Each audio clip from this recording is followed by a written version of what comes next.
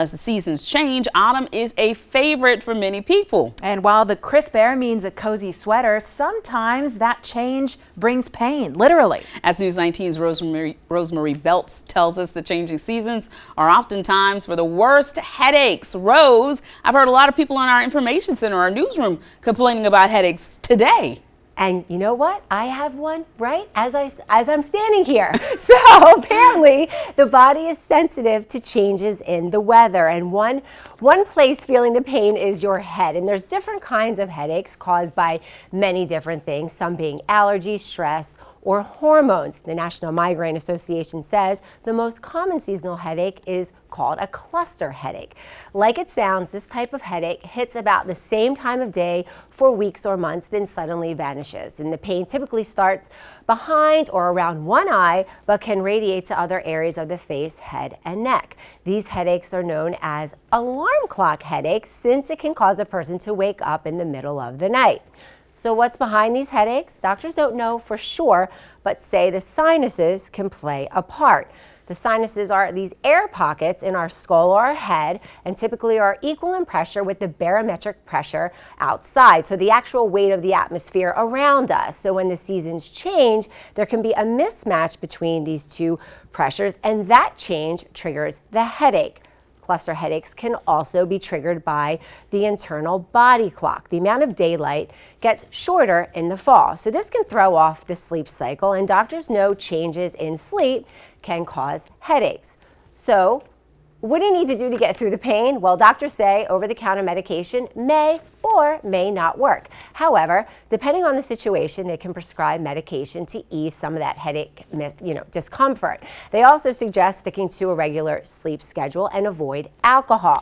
On a more positive note, normally the headaches shouldn't last more than a couple of days, but if the pain doesn't go away, make an appointment with your doctor to be sure you don't have a more serious medical issue. And since it is time change weekend starting tonight, try to go to bed about half an hour later and set your alarm to wake up a few minutes earlier. This may help make the transition a little easier. In the studio, I'm Rosemarie Beltz.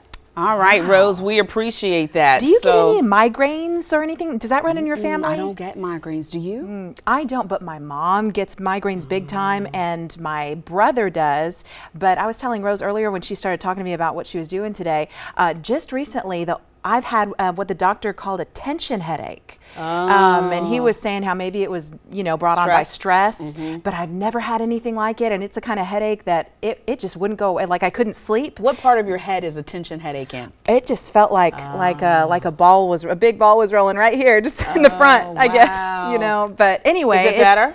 Yes. You don't have this headache when I show up, do you?